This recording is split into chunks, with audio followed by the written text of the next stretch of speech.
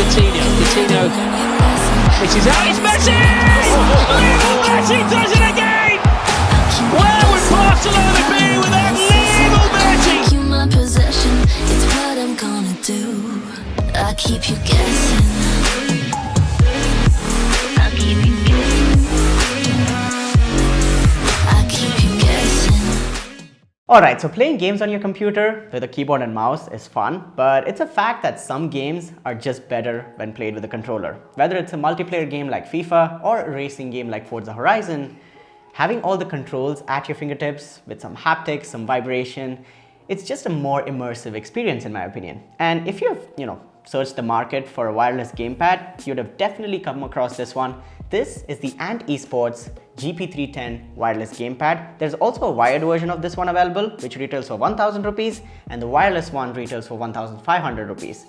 And in this video, let's unbox this controller, check out what comes in the box, and I'll give you guys my full review, my honest verdict on the GP310 wireless from Ant Esports. Should you buy it? How's my experience playing games and stuff like that with this controller? Everything you need to know about this product in this video. So with that being said, get subscribed to Tech Droids, like this video, and let's get started.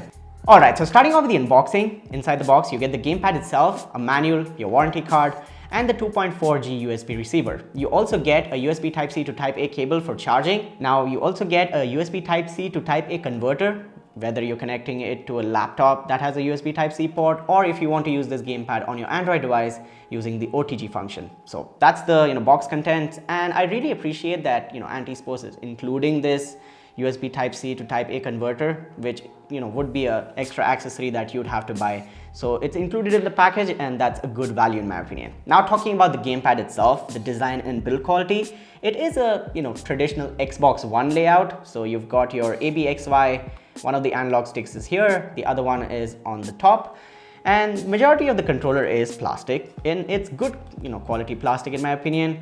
And you've got these grips on the side. Now I prefer soft touch rubber grips because they're more comfortable in the longer gaming sessions, but these are plastic grips, so you might get a little bit of sweating if you're playing for maybe 2 or 3 hours consecutively. But other than that, it is comfortable, it's got some weight to it, it's not really heavy, it's not too light, so in my opinion it's good. It's got the basic feel that you expect from a gamepad. You've got the USB Type-C connector over here towards the top that can be used for charging.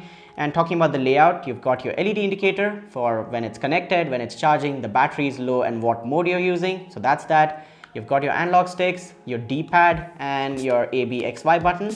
And you also have your left and right bumpers and triggers. And for some reason they have labeled it as ZR, which I didn't understand, but again, these are your bumpers and triggers, so don't really be confused about that. You also have your start and select buttons and your turbo and clear function. Now turbo is when you want to continuously press a button, you just hold that button and press turbo, and the gamepad will automatically press that button for you. Let's say you're playing a Call of Duty game and you continuously just want to fire the gun like a machine gun or something.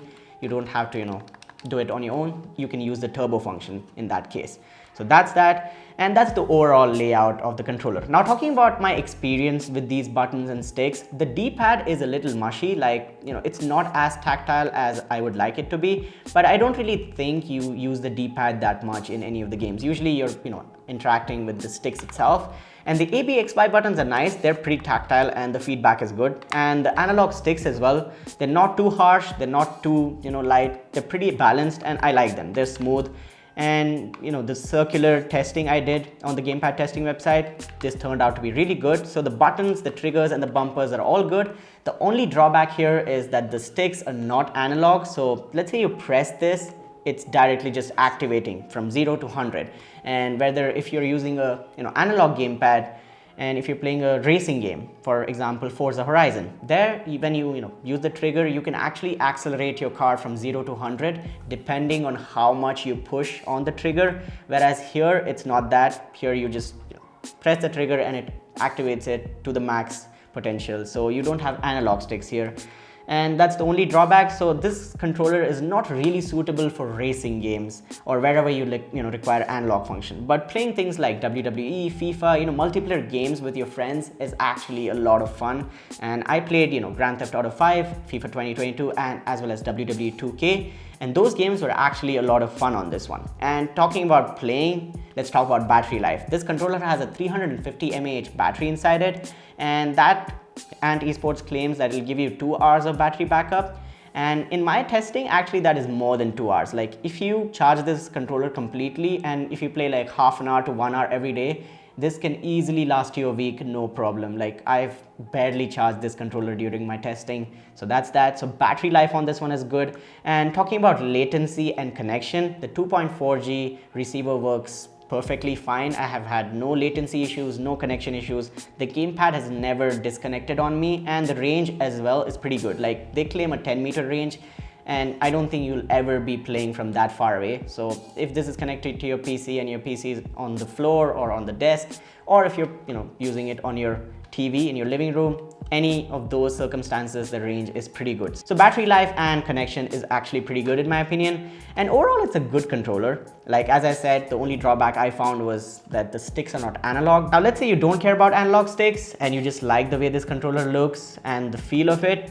It's pretty good. It's plug and play. It's got a really nice ergonomic design, and it's also got the 2.4G connection that every other gamepad has. It's got the turbo and clear functionality. All the basic stuff that you expect from gamepad is there.